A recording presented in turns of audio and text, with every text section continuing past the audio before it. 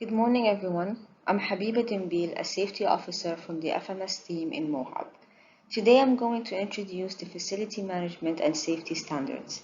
But before we go into details, first we need to be able to briefly define FMS in order to help us make sense of it and also create a mental image so that we can easily address the question of what is the meaning of FMS and always be able to remember it. Now we have the Hazardous Materials and Waste Management Plan. This plan aims to manage hazmat and waste safely and effectively in your hospital. Hazmat is defined by any substance that has the potential to cause harm to humans, properties, or the environment. Please be aware that hazmat is not limited to liquids. They can come in a solid or gas form as well. For example, you have alcohol swab, medical gas cylinders, surgical solution applicators, and other products that are classified as hazardous materials. When it comes to classification, we have 9 classes of hazmat, as you can see in the picture. The first one is environmental, which means it can damage aquatic life. The second one on the right is corrosive, and then we have oxidizer, irritant, health hazard. By health hazard, I mean chronic health conditions such as cancer, mutation, infertility, and other extreme conditions. And then we have toxic, explosive, and compressed gas. So the content of this plan includes the inventory list. Each department is required to create a department-based hazmat inventory list and share it with the FMS committee so that they can create a hazmat master list which includes all the departments in your hospital. This is an example of the inventory list. I know creating a hazmat list could be a bit tricky, but it's important to remember that this list is only for products classified as hazmat. Not all chemicals, only the ones that are specifically classified as hazmat. It's not a matter of guessing whether a product is hazmat or not. We need to always depend on a reliable source, which is the safety data sheet. I'll speak more about the SDS as we go along, but let's try to fill out this inventory here. So we have the hazard name. I wrote oxygen cylinder. It could be alcohol prep, anios hand gel, solar prep applicator, and so on, depending on the type of hazardous chemical available in your department. The hazard name should be based on the name written on the product's label, not the ingredients, all right? And second, we have the hazard type. So as I said before, we have 9 hazmat classifications. This product, as per the safety data sheet, is classified as an oxidizer and compressed gas. And then we move to the safety data sheet column. You simply have to write yes or no based on availability in your department. And then we have the size. So the size I chose is 24 cubic feet. It could be 48, 150, depending on the size available in your department. And then we have the minimum and maximum quantity of each product. This refers to the amount of hazmat products you are supposed to have in your department on a weekly or by monthly basis, depending on how often you receive hazmat products. So for example, here I wrote minimum 3 and maximum 6. So if I come to your department and I find 1 cylinder, that means your inventory list is incorrect because I wrote 3. And if I find 8 cylinders, that is also incorrect because in the maximum section it's written 6. Your minimum quantity is basically your balance, the amount you can reach before you request new stock, and the maximum is the total amount you can reach. Creating a range is completely up to you. What matters is that the range you have created is reflected in real life. So create a range and maintain that range. And lastly, we have the PPE section, again as per the safety data sheet. This is just a brief description of what I've been saying. Here we have the Safety Data Sheet, SDS, which is a legal document that provides all the information you need regarding a product. The Safety Data Sheet is divided into 16 sections. I know this document could be dense, especially if it's your first time reading it. So at least try to focus on the important sections that will help you fill out your inventory list to begin with. So section 1, identification of the substance, 2, hazards identification, and 8, exposure control / PPE. So these three sections will help you fill out your inventory better. And then later on when you master those areas, sorry. So later on when you master those areas, you can focus on important sections such as first aid measures, firefighting measures, handling and storage, accidental release, and so on. The SDS should be readily available to all your staff, and they should know the location, whether it's in the surgical store, clean utility, or hazmat store.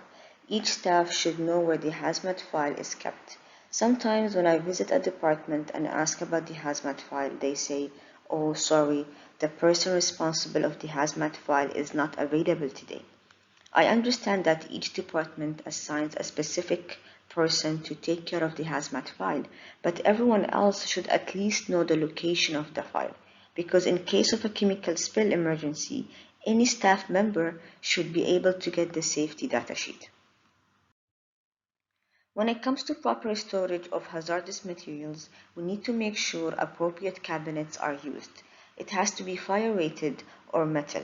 Wooden or plastic is not acceptable. Also, segregation is important. Make sure only hazmat products are stored in these cabinets. All areas where hazardous materials are permanently stored shall be well ventilated and secured. Also, make sure chemicals are stored below eye level to reduce the likelihood of splashes, and avoid storing empty hazmat containers or packages in the cabinet. Once it finishes, dispose of it immediately. Next is the labeling system. Sometimes we get lucky with some companies where they provide hazard symbols on the label, as you can see here on the Oritol bottle. The hazard symbol is corrosive, but if the company doesn't provide any hazard symbols, the staff is responsible of applying the hazard symbols themselves, as you can see here on the Cabby Wipes container. When it comes to the secondary containers, such as housekeeping diluted chemicals, decanted chemicals in the lab, this label shall be applied and filled properly. So for example, if I'm labeling Vercon, I have to mark the hazard type corrosive and write all the necessary information. Of course, based on the safety data sheet when it comes to the hazard symbols. This is a list of common PPEs. We have nitrile gloves, goggles, surgical or N95 mask, face shield, lab coat, apron, and many more depending on the safety data sheet. Once you figure out what type of PPE you need for each product in your department, you need to place them in a plastic container next to your safety cabinet. All waste materials produced within the hospital must be disposed of adequately in a designated container. You have different tags for each waste: red for highly infectious waste, yellow for infectious waste, orange for sharp containers, blue for pharmaceuticals and chemicals, and purple for COVID waste. When it comes to exposure and spill control, the staff is obligated to report accidental exposure to hazardous materials and spills as soon as they occur. We have different types of spill kits: chemical spill kits, biohazard spill kits for blood and bodily fluids, urine and vomit spill kits. Appropriate spill kits should be provided in each department depending on their need, and these spill kits should be inspected on a weekly basis to ensure the content is sufficiently available. In case of a chemical spill above 100 ml, code brown should be activated. The hazmat response team will arrive to the scene to clean up the spill. Only the hazmat response team is permitted to clean up any spills. It's usually the housekeeping staff or members of the lab. It depends on each hospital and who they choose to be in the hazmat team. Lastly, we have training sessions. I believe everyone should be familiarized with the basics of hazardous materials in terms of proper handling, storage, use, and disposal of hazmat and waste, because we all deal with it on a daily basis. But special training should be given to the housekeeping staff because of the language barrier and also the fact that they continuously change employees. So when you decide to conduct training sessions about hazardous materials, you need to focus on these elements: definition and the nine classification of hazmat, how to properly fill out the inventory list and make sense of the safety data sheets, good personal hygiene practices, chemical spill procedure, and of course reporting and record keeping requirements in case of incidents. And now we move to the emergency management plan. This plan is designed to provide a program that ensures effective preparation, response, and recovery to disasters or emergencies affecting the environment of care. We have two types of disasters: internal and external disasters. Internal disasters include fire, utility failure, hazardous material spills, water contamination, and so on. I believe a few weeks ago you had an incident with the power supply. Luckily, the FMS committee took care of it and no one was hurt. But such disasters could happen to any hospital. That's why it's important to take proactive measures to prevent harm.